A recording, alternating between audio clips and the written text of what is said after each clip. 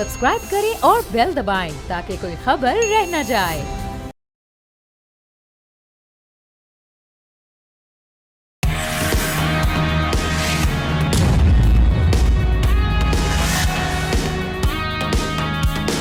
अस्सलामुअलैकुम, आप देख रहे हैं न्यूज़ पंच। मैं हूं आमना खटाना। आगाज में बात करेंगे भारत की रुसवाइयों और जग हसाइयों, जिसका सिलसिला जारी है। अब आरएसएस के साबिक रुकन यशवंत शिंदे ने 2004 से 2008 के इंडिया में बॉम्ब धमाकों की साजिश बेनकाब कर दी है। दी वायर को इंटरव्यू में शिंदे ने कहा कि आरएसएस, बीजेपी, वीएचपी और बजरंग दल के रहनुमा इस मंसूबे में शामिल थे।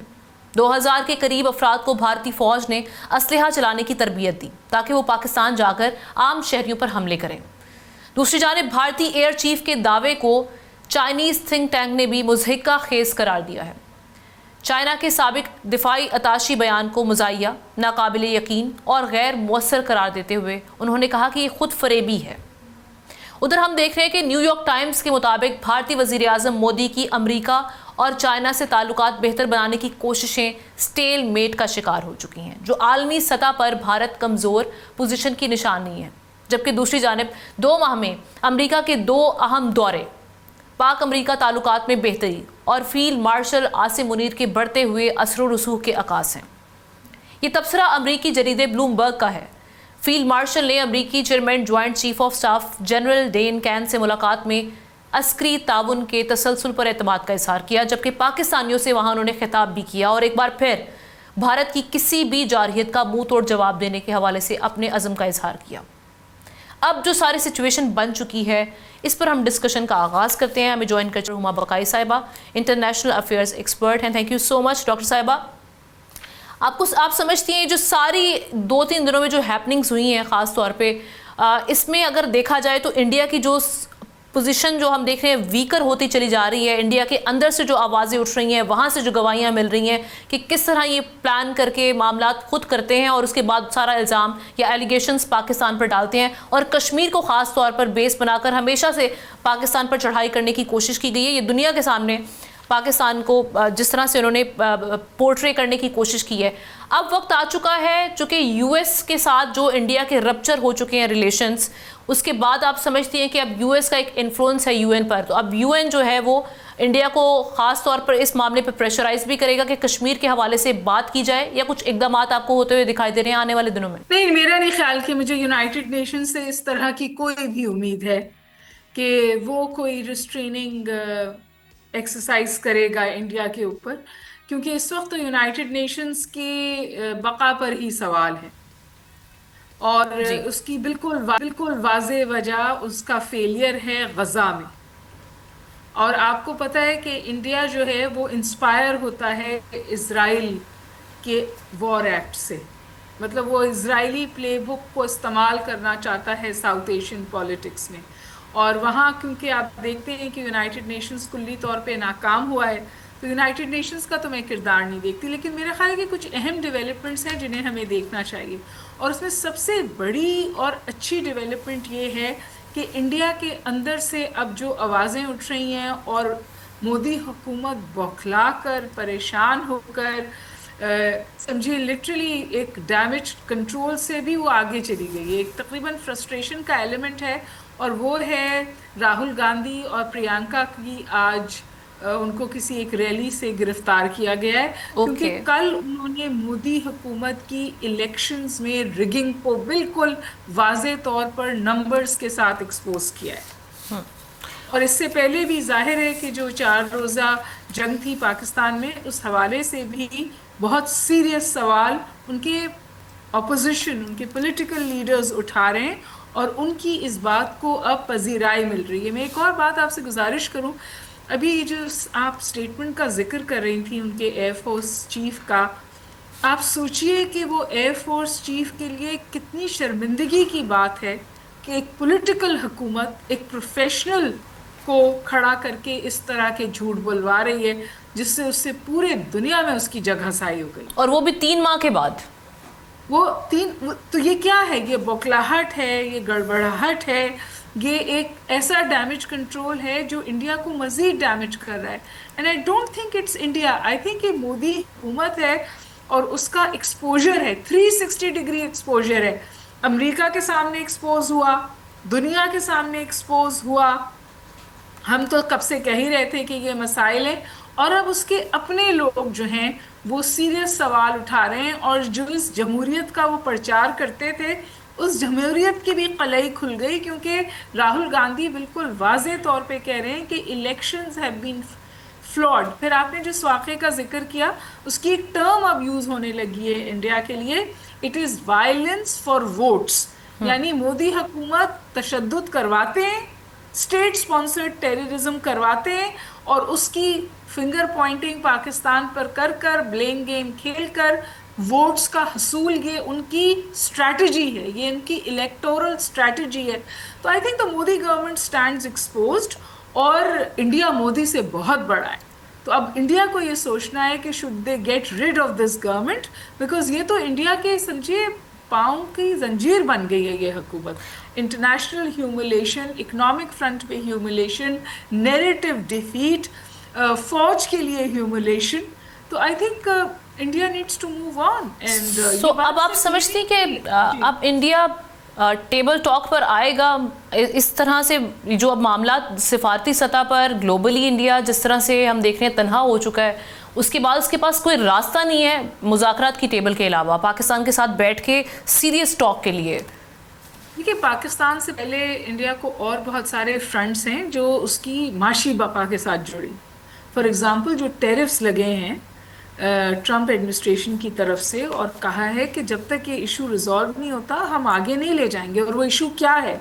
वो इशू ये है कि इंडिया जो है both sides of the fence खेलना बंद करे, रशियन ऑयल खरीदना बंद करे, ब्रिक्स की मेंबरशिप भी है उनके पास है, वो चाइना के साथ भी कन्वीनियंटली खड़े हो जाते हैं और अमेरिका से भी फैज़ फवाइद हासिल कर लेते हैं। तो आज अमेरिका ये कर रहा है, कह रहा है कि you pick up your sides. Actually Trump administration in so many words India से कह रही है कि on whose side are you? आप हमसे सारे कंसेशंस लेते हैं, हमसे अपनी स्टैचर में ऊंचाई करवाते हैं, हमसे अपनी पुश्त पनाही कराते हैं, हम आपकी उन गलत चीज़ों की भी पुश्त पनाही करते हैं जो आप कश्मीर में कर रहे हैं, जो आप अक़लियतियों के साथ कर रहे हैं, और उसके साथ आप कन्वीनियंटली हमारे साथ भी बैठे हैं, और आप चाइना के साथ भी खड़े हैं, और आप रशिया के साथ भी दोस्ती जमाई हुई है और उनका ऑयल ख़रीद रहे हैं। तो I think the serious questions about India's international conduct, और किस तरह इंडिया बहुत सालों से हार्ड हेजिंग करता था, both sides of the fence खेलता था, हर जगह से अपना मफाद निकालता था।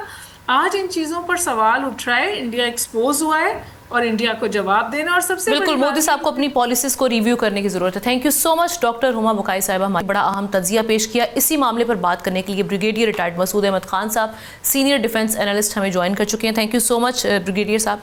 सर, हम गुज़श्ता ये कुछ 3-4 दिनों में ख़ास तौर पर देख रहे हैं बड़ी इंपॉर्टेंट डेवलपमेंट्स हुई हैं, जिसमें इंडियन एयरफोर्स के जो चीफ़ हैं उनका बयान और वो जिस तरह से जग हसाई का बायस बना है।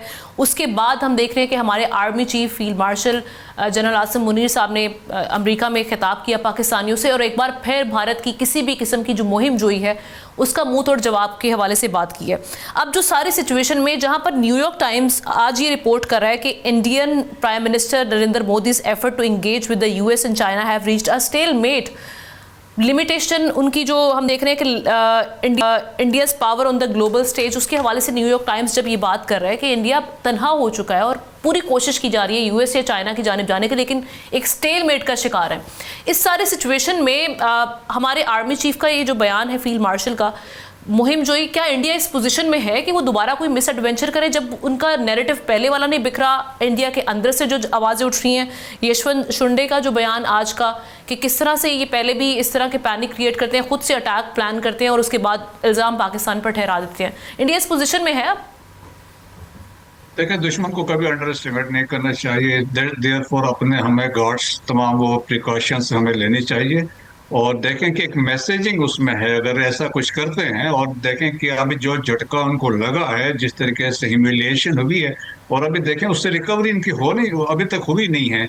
और जिस तरह हम कहते हैं कि they will take another 10 to 15 years की अपनी सफाइयां देते हैं कि उनके साथ हुआ क्या है। जिस तरह लोकसभा में सवालात उठे हैं, राज्यसभा में उठे हैं, इंटरनेशनल कम्युनिटी बात कर रही है, इंटरनेशनल मीडिया बात कर रहा है, प्रेसिडेंट ट्रम्प 36 दफा कह चुके हैं, जहाजों का उन्होंने जिक्र किया, 5 जहाज गिरे हैं।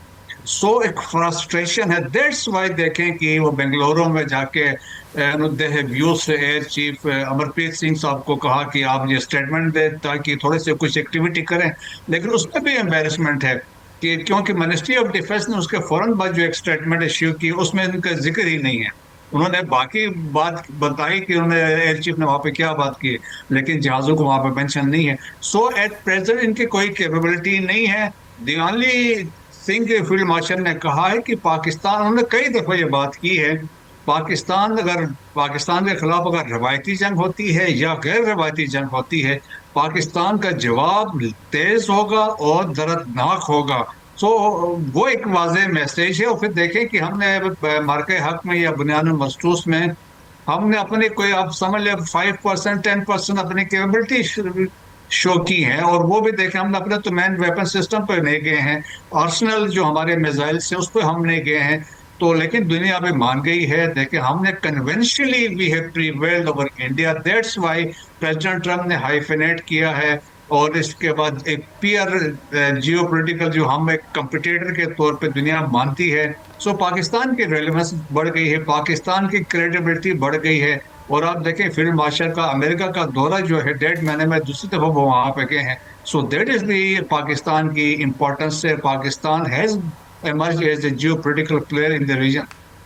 और जो ये हम देख रहे हैं नरेंद्र मोदी की जो साइकी है, जो उनका माइंडसेट है, जिस माइंडसेट से वो आगे अपनी गवर्नमेंट लेकर चले हैं और मामला इस नहज तक ले आए हैं पाकिस्तान के साथ, आपको लगता है कि मुस्तकबिल करीब में इंडिया पाकिस्तान के साथ मुज़ाकरात की टेबल पर सीरियस टॉक के लिए, सीरियस निगोसिएशन के लिए, चूँकि हम ग्लोबली प्रेशर भी देख रहे हैं, उनका नैरेटिव बाय नहीं हो पा रहा, तो आप समझते हैं कि ये बैठेगा या फिर ये मामला ऐसे ही रहेंगे, अभी स्टेलमेट का शिकार रहेंगे पाकिस्तान के साथ बिलखुसूस? मुझे नहीं लगता है जी ऐसा कोई इनिशिएटिव नहीं होगा, और वो चाहते भी नहीं है। देखें जिस तरीके से उनकी ह्यूमिलिएशन हुई है, अमेरिकन सब इनको कह रहे हैं कि कश्मीर पे बात होनी चाहिए, ब्रॉड सेट ऑफ इश्यूज पे डिस्कशन होनी चाहिए।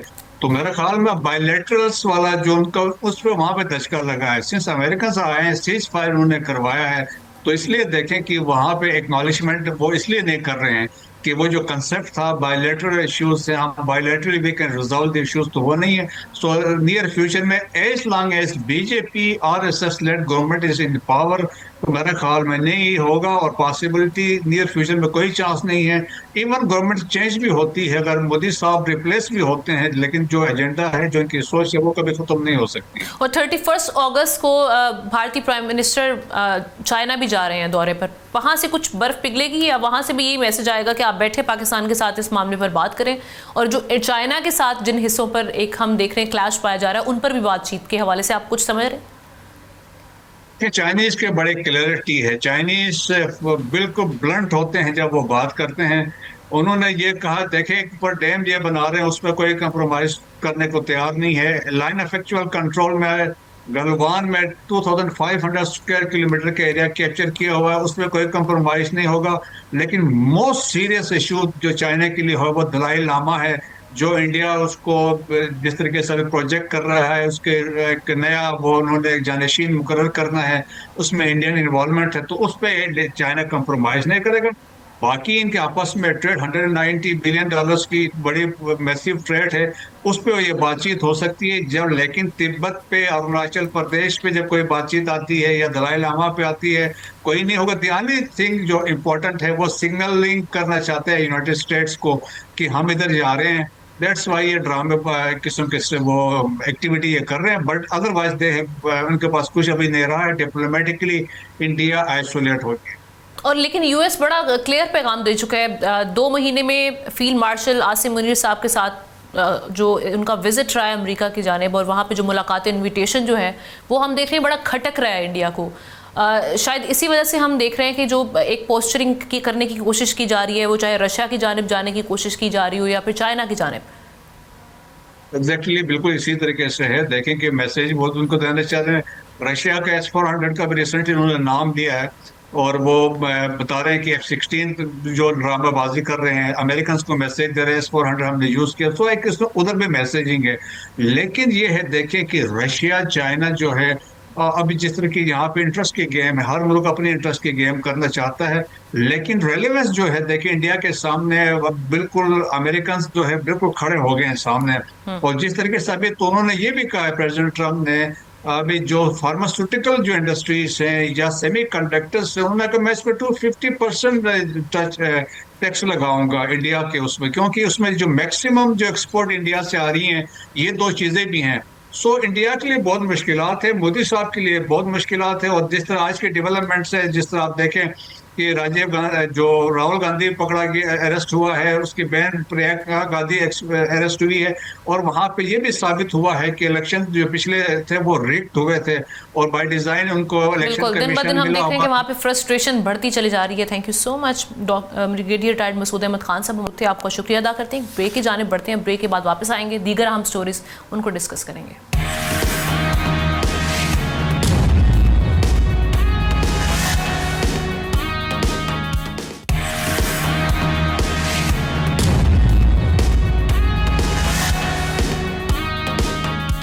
Welcome back. रशिया ने अमेरिका की सालिसी में आर्मीनिया और आज़रबाईजान के दरमियान पीस ट्रीटी तय होने पर मुहतात रद्दअमल दिया है। अमरीकी सदर ट्रंप की सालिसी से तय पाने वाले मुआहदे में आर्मीनिया के जरिए एक ट्रांजिट राहदारी कायम करने की शिक शामिल है, जो आज़रबाईजान को उसके नक्शवान नामी गैर मुतसिल इलाके से जोड़ेगी। मुआहदे के मुताबिक अमेरिका को इस राहदारी को तरक्की देने के हुकूक हासिल होंगे। अमेरिकी सदर डोनाल्ड ट्रंप ने इस मौके को तारीखी करार दिया है। डोनाल्ड ट्रंप ने कहा कि इस मुआहदे के बारे में बहुत अरसे से इंतजार में था, जो दोनों ममालिक के दरमियान कुछ अहम ट्रांसपोर्ट रास्तों को दोबारा खोलेगा और खित्ते में अमरीकी असर व रसूख को बढ़ाएगा।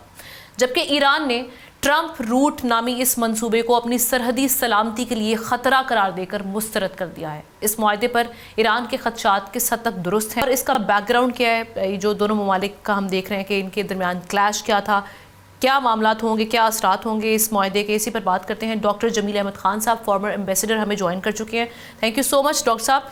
डॉक्टर साहब, आप किस तरह से देख रहे हैं एक तो इस पीस ट्रीटी को दोनों ममालिक का, एक तो मैं थोड़ा सा बैकग्राउंड जानना चाहूँगी, और उसके साथ साथ ईरान के खदशात खास तौर पे इसको लेकर क्यों है, रशिया क्यों इतना मुहतात है इस मामले पर?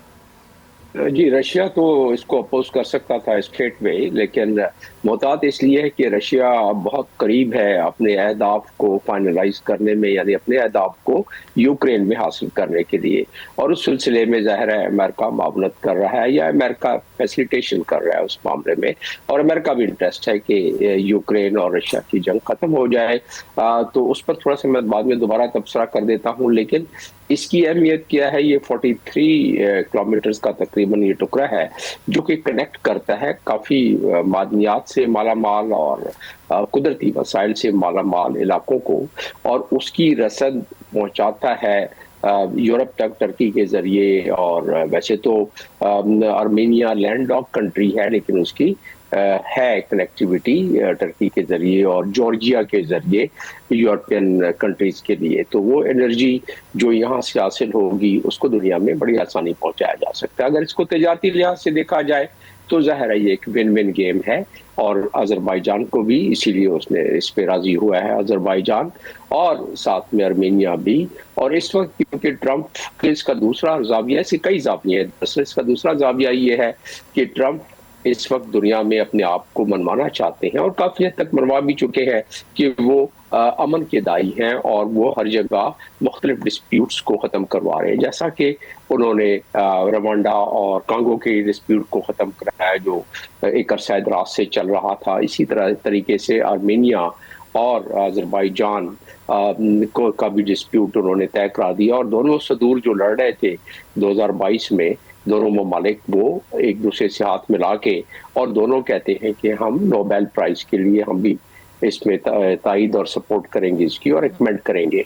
तो ये तो है उसका जियोपॉलिटिकल तनाजुर। तजारती तनाजुर ये है कि ज़ाहिर है अमेरिका को इन मंडियों की तरफ रसाई होगी। इसका दूसरा कैलकुलस जियोपॉलिटिकल का ये है कि अमेरिका का असर रसूख और फुटहोल्ड इस इलाके में, क्योंकि इसका नाम ही दिया जा रहा है Trump route for the international peace and prosperity, इसका नाम दिया जा रहा है। और ये दोनों सदूर ने इस चीज़ को एग्री किया है। असल में जंजूर की जगह का नाम है आर्मेनिया के नज़दीक, जिसमें कि तकरीबन 52% मुसलमानों की आबादी, 53% और क्रिश्चियंस की बाकी आबादी, और इस पर आर्मेनिया यहाँ से ये शुरू इसका नाम दिया जा रहा है, जो कि कनेक्टिविटी को करेगा इस मामले में। और ये सदर्न आर्मेनिया से शुरू होता है और वो कनेक्ट करता है अजरबैजान के उन इलाकों को जो कि ज़्यादा, जैसे मैंने बताया, मादनियात से मालामाल है। इसमें असल चीज़ है कि एनर्जी और बाकी रिसोर्सेज जो है इलाके के, उसको इकोनॉमिक प्रॉस्पेरिटी के लिए आर्मेनिया और अजरबैजान के लिए भी इस्तेमाल किया जाएगा। और इसको वेलकम किया है दोनों मुल्क ने, तो खैर किया है, लेकिन रशिया ने बड़े मोहतात तरीके से इसको अभी कहा है कि हम इसके कुछ क्लॉजेस को एग्जामिन करेंगे। रशिया अगर यूक्रेन में इस वक्त उलझा हुआ ना होता तो वो शायद इसकी कुछ न कुछ मुखालफत करता, लेकिन रशिया कोई क्योंकि डायरेक्ट असर नहीं करता, क्योंकि रशिया का एक ऑलरेडी अरेंजमेंट इसी किस्म का कॉरिडोर का है जो अजरबैजान, आर्मेनिया और रशिया के साथ है। तो उनको अगर ज्यादा कॉम्प्रोमाइज उस पर नहीं होता है तो रशिया को मैं समझता हूँ इस मुकाबले कबूल होगा। और आपने देखा कि रशिया जो कई दहाइयों से आर्मेनिया को सपोर्ट कर रहा था, उसका अब भी आर्मेनिया में वहाँ अड्डा है, फौजी अड्डा है, जिसको बेसिस कहते हैं अंग्रेजी में।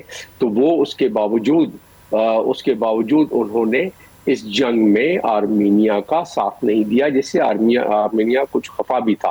वो इसलिए नहीं दिया कि जियोपॉलिटिकल जो तनाजुर तब्दील हो रहा है, जिसमें क्योंकि वो उलझा हुआ है रशिया, इसलिए वो उसने बीच में हाथ नहीं डाला। और क्यों कि रशिया के डोनाल्ड ट्रंप की गवर्नमेंट से बेहतर ताल्लुकात रहते हैं as compared to all other governments like जो ओबामा गवर्नमेंट या लाइक इनकी जो बाइडेन गवर्नमेंट। तो उस लिहाज से वो ये भी रशिया देख रहा है कि अगर यूक्रेन में जो उनका एरिया जो इस वक्त उनके कब्जे में है तकरीबन 400-500 स्क्वायर किलोमीटर का, तो वो चाहते हैं कि वो उनको मिल जाए तो जंग भी खत्म हो जाएगी। तो उसका मतलब क्या हुआ कि अगर कांगो रवांडा की जंग खत्म हो गई और डोनाल्ड ट्रंप के इंटरवेंशन से पाकिस्तान इंडिया की जंग खत्म हो गई, जो कि इंडिया अभी तक मैं ना मानूं कि उसमें है विरद में और इसलिए इतना नुकसान उठा रहा है।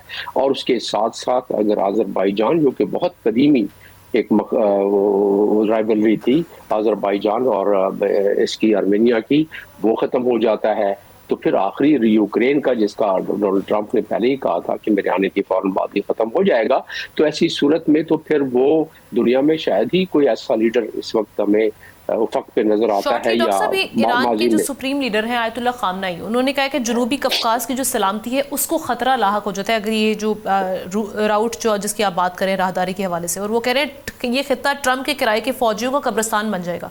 वो उनको इससे क्या खतरात लाहक है ईरान को खास तौर पर? जी, उनके स्पोक्समैन ने ये बयान दिया है और स्पोक्समैन के बयान की तरफ से ज़ाहिर है इसको इजी नहीं लिया जा सकता।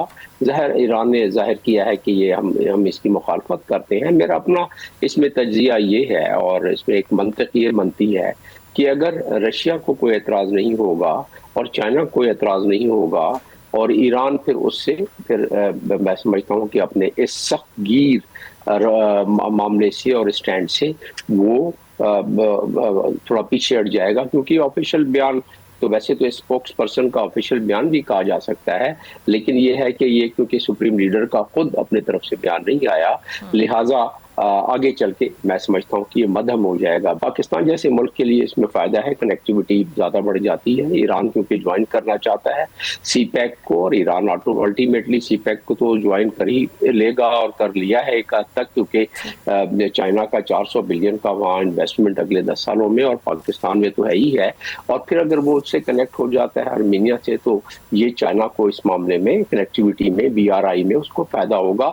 मैं नहीं समझता कि आगे जाके सख्तगीर जो बयान है उस पे ईरान जो है वो उसको बरकरार रखेगा इन महरिकात की वजह से, जो मैंने आपको भी बताया ये महरिकात है उसके।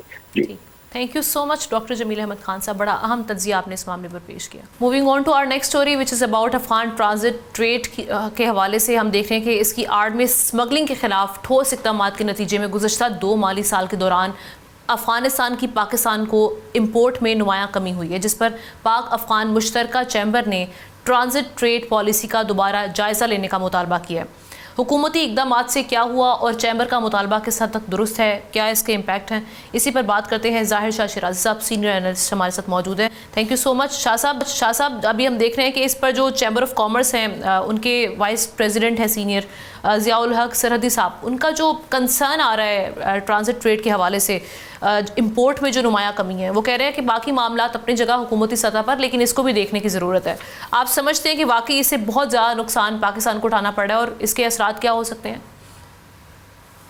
देखिए, मेरे ख्याल में इस वक्त जो मुतालबा है ये बड़ा जस्टिफाइड है कि 2013 के बाद ये ATA जो है इसी तरह इन अबायंस है, और जो अमेरिका के प्रेशर के ऊपर पाकिस्तान ने अनरियलिस्टिकली इसको साइन किया था, उसके बाद इसका रिव्यू नहीं हुआ। अब उसका नुकसान क्या हो रहा है, क्योंकि जितनी मुश्किलात थी, बेशक वो पाकिस्तान और अफगानिस्तान की हुकूमतों के दरमियान बॉर्डर की बंदिश के अलावा बॉर्डर क्लैशेज, साथ साथ जो एक दूसरे के ऊपर इल्ज़ामात और आपस में जो एक गैर संगीनी सूरत हाल थी, वो तो अपनी जगह पे, लेकिन अफगान ट्रांजिट ट्रेड का हुजम किसी वक्त तकरीबन 6 से 7 बिलियन डॉलर था, अब वो $1 बिलियन से भी कम रह गया है। उसकी बड़ी वजूहत थी, उनमें सबसे इंपॉर्टेंट वजह जो है यह है कि अफगानिस्तान की हुकूमत ने, जो कि शायद करज़ई हुकूमत थी, ऐसे इसके बाद अशरफ गनी की हुकूमत थी, और इवन अब तालिबान भी, वो ज़्यादातर उनका टिल्ट रहा है ईरान की तरफ, और बंदर अब्बास की जो मेन बंदरगाह है वहाँ पे ज़्यादातर अफगान ट्रांजिट ट्रेड का जो वॉल्यूम है उस तरफ डाइवर्ट हुआ है। और इस वक्त अगर हम देखें, एस्टिमेट बता रहे हैं, जो फिगर्स हैं, कि अफगानिस्तान और ईरान के दरमियान ये ट्रेड का जो हुजम है वो $5 बिलियन तक पहुंच चुका है। दूसरी तरफ पाकिस्तान तकरीबन $1 बिलियन से कम आगे, जिससे हम कह सकते हैं कि अरबों डॉलर्स का नुकसान हो रहा है। और इस ट्रेड की डाइवर्जन की वजह से एक जो बड़ा नुकसान और पाकिस्तान को हो रहा है वो ये है कि ये तमाम अशिया ईरान या सेंट्रल एशियन रिपब्लिक्स के थ्रू होती हुई अफगानिस्तान के बाद दोबारा पाकिस्तान की मार्केट में स्मगल होती हैं। तो इससे जो पाकिस्तान और अफगानिस्तान के दरमियान का ट्रेड वॉल्यूम अपनी जगह पे, लेकिन स्मगलिंग का फैक्टर बड़ा ज्यादा हो गया है। और अगर हम देख रहे हैं, इसको हम लिंक जरूर करेंगे लाइन ऑर्डर की तरफ, क्योंकि जितने भी इस बॉर्डर के ऊपर ट्रेड हो रहा है ज्यादातर स्मगलिंग की शक्ल में, और दहशतगर्द तंजीमें साथ साथ स्मगलर मिलकर जो है इस वेस्टर्न बॉर्डर को वोलेटाइल रखना चाह रहे हैं, जिसकी बड़ी वजह स्मगलिंग है। और उस स्मगलिंग के साथ साथ अफगान ट्रांजिट ट्रेड का जो ज्यादातर मटेरियल है वो अफगानिस्तान में अगर यूज नहीं होता, खासतौर पर इलेक्ट्रॉनिक्स हो गए, इसके अलावा जो हम कह सकते हैं कि दूसरा ऐसा इक्विपमेंट जो कि इस वक्त तालिबान की हुकूमत के अंदर बैन है, जिसमें टेलीविजन है, जिसमें आपके मोबाइल फोन्स हैं, वीडियो इक्विपमेंट है, तो ये तमाम का तमाम दोबारा स्मगल होकर पाकिस्तान के अंदर आता है, जो कि पाकिस्तान के ज़र मुबादला को बड़ा नुकसान पहुंच रहा है उससे। अब ये जो मामलात हैं उसकी बड़ी वजह यह है कि ATA रिवाइज नहीं हो सका पिछले 10 सालों के अंदर, और जो इम्पोज किया गया था पाकिस्तान के ऊपर, उसी के ऊपर जो है वो हम जो है वो चल रहे हैं, जिसकी वजह से दोनों तरफ से ट्रेड वॉल्यूम जो है वो गिर गया है। और काबुल जो है इस वक्त ज़्यादा डाइवर्ट कर दिया उसने ट्रेड को सेंट्रल एशियन रिपब्लिक्स की जानिब और ईरान की जानिब। आप देखिए, हेरात से जो है अफगानिस्तान के पास जो रेलवे ट्रेन चलाई जा रही है, ज़्यादातर उससे जो है ट्रेड एक्टिविटीज़ जारी हैं। फिर हम देखें मज़ार शरीफ से जो है सेंट्रल एशियन रिपब्लिक्स तक जो ट्रेन लाइन बिछाई गई है, वो ज़्यादातर ट्रेड उस साइड से हो रहा है। तो पाकिस्तान की साइड, खासतौर पर जो तोरखम बॉर्डर है, बारहा बंद रहा है। इसके अलावा गुलाम खान का बॉर्डर बंद रहता है, जो खरलाची का बॉर्डर है वहाँ पे ट्रेड नहीं हो रहा। तो इससे एक बहुत बड़ी जो डाइवर्जन है ट्रेड की, वो इन ममालिक की तरफ जा रही है, जिससे पाकिस्तान को इंतहाई ज़्यादा नुकसान पहुँच रहा है। बिल्कुल ठीक, थैंक यू सो मच ज़ाहिर शाह शिराज़ी साहब, इस हवाले से हमारे साथ बात। एक ब्रेक लेते हैं, ब्रेक के बाद वापस आएंगे।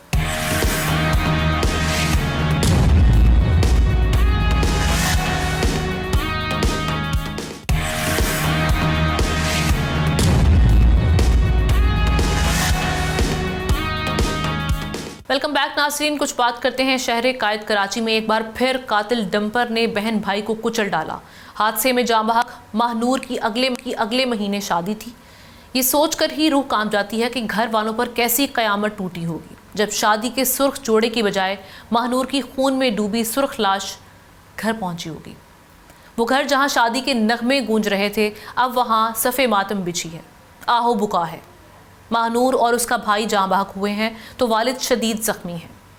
जब उन्हें ये गम की खबर मिलेगी तो उनकी क्या हालत होगी।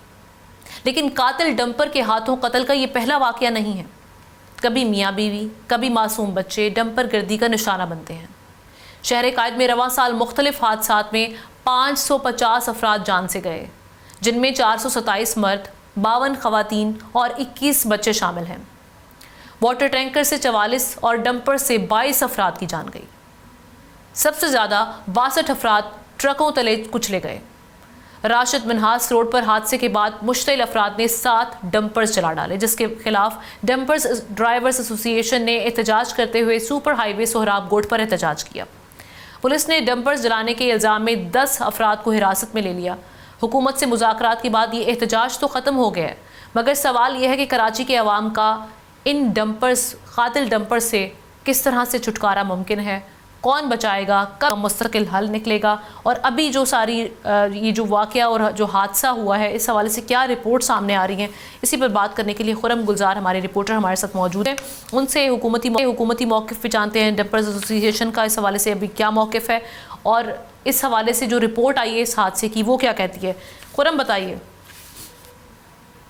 देखिए, ये हादसा रोनामा होता है राशिद मिन्हास रोड पर एक मारूफ शॉपिंग मॉल है, उसके सामने रात 3 बजे डंपर ने मोटरसाइकिल सवार इन दोनों जो बच्चे थे, बहन भाई अपने वालिद के साथ मोटरसाइकिल पर सवार थे, उनको कुचला है।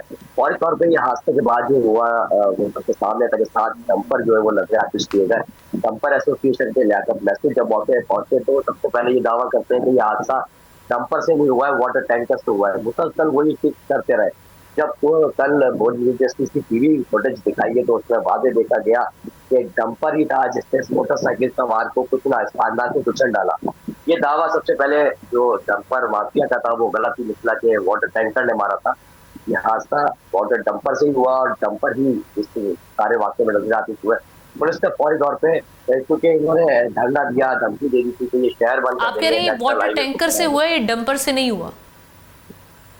ये डंपर से हादसा हुआ है। लियाकत महसूद ये दावा कर रहे थे कि वाटर टैंकर से हुआ है, जबकि ये वाटर टैंकर से नहीं डंपर से ही हादसा हुआ है। क्योंकि उनका मुसलसल ये कहना सामने आ रहा था कि जब वाटर टैंकर ने मारा है तो हमारे डंपर क्यों जलाए, जबकि ऐसा नहीं है। डंपर ने ही इस हादसा किया और सारे हादसे का जिम्मेदार रहा। बहरहाल एहतजाज इन्होंने शुरू किया, धरना दे दिया, सुपर हाईवे पे रोड ब्लॉक कर दिया। कानून को इनकी तरफ से भी हाथ में लिया गया, लेकिन पुलिस प्रोटेक्शन इनको दी गई।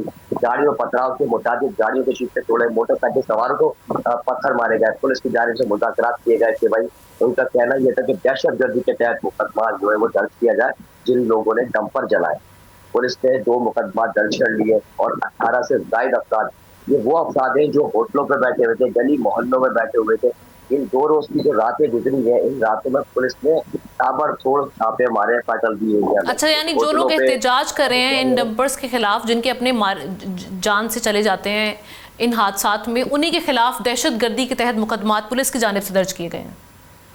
ये इनका मुतालबा था डंपर माफिया का कि मुकदमा दर्ज किए जाए और दहशतगर्दी के तहत जिन लोगों ने डंपर जलाए।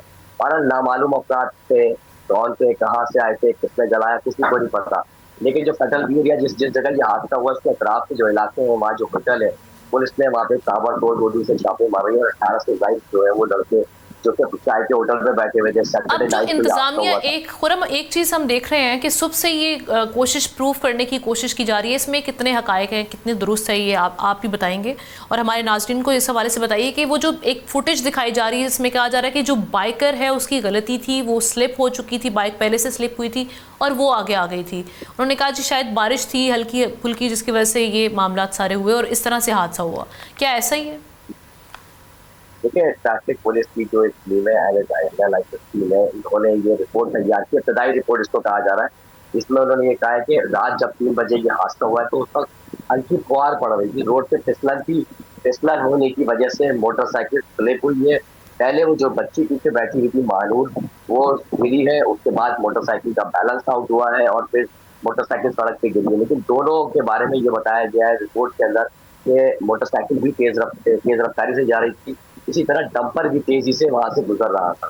तो जैसे ही बच्ची गिरी है वो डंपर के नीचे आई और उसके बाद जब मोटरसाइकिल गिरी है तो उस मोटरसाइकिल पे जो 14 साल बच्चा अहमद था वो भी उस डंपर के नीचे आया। दोनों स्पीड में थे, लेकिन डंपर ड्राइवर का ये कहना है कि उसको पता ही नहीं चला क्योंकि डंपर की हाइट काफी हाइट पे होता है, वो नीचे क्या हो रहा है राइट साइड पे कौन आ रहा है जा रहा है कुछ नहीं पता चलता, बस वो चलाने से मतलब रखते हैं। एक तो इनको स्पीड पे कंट्रोल करने के लिए कहा गया था कि स्पीड में 40 रखेंगे, लेकिन फुटेज में भी और उससे फुटेज में भी आप देखें तो 4 डंपर हादसे से पहले गुजरे क्योंकि इंतहाई स्पीड में थे। वो हम तो इसी रोड पर गाड़ियां चलाते हैं, मैं अपनी बात करूँ तो हम इस रोड पर गाड़ियां चलाते हैं, डंपर की 40 की स्पीड नहीं रखी गई, उस पर कोई अमल दरामद नहीं हो रहा है। हुकूमत से मुआहदे में ये कहा गया था। और ये जो फिटनेस सर्टिफिकेट वाला एक मामला है, इस हवाले से भी इतलात आ रही है ना कि इस डंपर की भी फिटनेस सर्टिफिकेट नहीं था इस ड्राइवर के पास। तो जब इस तरह के मामला होते हैं, फिर स्पीड वाली आपने जो मामला रेज किया कि भाई स्पीड एक सर्टन स्पीड से आपने चलना होता है, लेकिन वो स्पीड भी ज़्यादा अगर आप बढ़ा दी जाए, फिर आप ये इस पर एक्सक्यूज़ पेश करते हैं जी हमें इतनी हाइट से कुछ दिखाई नहीं दिया, तो आपने स्पीड कंट्रोल कर लें या उसका फिटनेस सर्टिफिकेट जो होना चाहिए, पता चले कि उसमें क्या खराबी है, ब्रेक काम कर रही है, क्या मामला है। फिटनेस सर्टिफिकेट नहीं होते इन लोगों के पास, इनके ड्राइवरों के पास। आप अगर 10 डंपर रोड पे रोके तो 8 डंपर ड्राइवर ऐसे होंगे जिनके पास लाइसेंस ही नहीं होता। फिर उसके बाद इन्होंने इनको दिया गया था क्राइटेरिया कि इस क्राइटेरिया में रह के सारा काम करेंगे, रात 10 से सुबह 6 तक ये डंपर निकलेंगे। 450 डंपर ऐसे हैं जो दिन की औकात में निकलते हैं, उनको इजाजत हुकूमत की तरफ से 450 का फिगर दिया गया है। वो डंपर है जो शहर से कचरा या कोई तरक्याती काम जो सरकारी हो रहा है उसके लिए वो निकाले हैं सबको ऊपर। अब सिंध हुकूमत की जानिब से शर्जील मेमन साहब आके इस मामले को कंडेम भी कर रहे हैं, वो कह रहे हैं कि बस बहुत हो चुका है, अब इस पे काम करना होगा। ये वो भी इस मामले को इसी तरह से प्रेजेंट कर रहे हैं जैसे वो खुद एहतजाज कर रहे हों। लेकिन क्या सिंध गवर्नमेंट का इस हवाले से मौक़िफ़ आया है, क्या किया जाएगा इसकी रोकथाम के लिए कि ये हादसा से बचा जा सके आने वाले दिनों में? कुछ नहीं है, इससे पहले भी इस तरह के बहुत सारे वो बयान आ चुके हैं। होता कुछ नहीं है, 3 दिन गुजरते हैं, 3 दिन के बाद कोई सब चीजें रुकनी के ऊपर आ जाती है जो हम देखते हैं शहर के अंदर होता है, और यही होता आ रहा है। सेफ्टी शीट का जो कहा गया, डंपरों के साइडों में सेफ्टी शीट लगाई जाए, उस पर बार कोड लगाया जाए, कैमरे लगाए जाए, किसी कुछ भी नहीं हुआ अभी तक। कोई डंपर हमने ऐसा नहीं देखा जिसको सेफ्टी शीट लगी और वो रोड पे जा रहा हो, कि अगर कोई स्लिप भी होता है मोटरसाइकिल सवार बारिश की वजह से या किसी वजह से भी, तो कम से कम उस डंपर के या उस ट्रॉलर के या उस वाटर टैंकर के नीचे तो ना जाए। सेफ्टी शीट होंगी तो वो शीट से टकरा के बंदा जख्मी होगा बहुत ज्यादा, लेकिन यहाँ सेफ्टी शीट आज तक नहीं लगी। वो डंपर अगर स्लिप भी होता है, माना कि मोटरसाइकिल सवार की गलती थी, वो स्लिप हो गया या वो ओवर स्पीड था, तो कम से कम उस वाटर टैंकर या डंपर के नीचे तो नहीं जाएगा।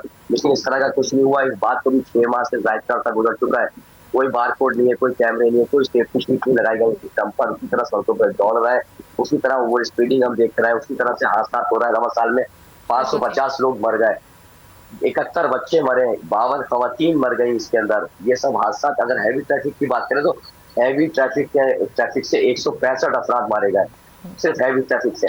ज्यादातर जो हादसा का शिकार हुए वो मोटरसाइकिल सवार ही थे, जो सारे हादसा में जाबाक हुए। बिल्कुल, ये शहर कायद की इस वक्त सिचुएशन है और ये 7 महीने का डेटा हमने आपके सामने रखा है। Thank you so much. इसी के साथ हमारे प्रोग्राम का वक्त खत्म हुआ चाहता है, हमें इजाज़त दीजिए। इंशाल्लाह आपसे कल मुलाकात करेंगे। अल्लाह हाफ़िज़।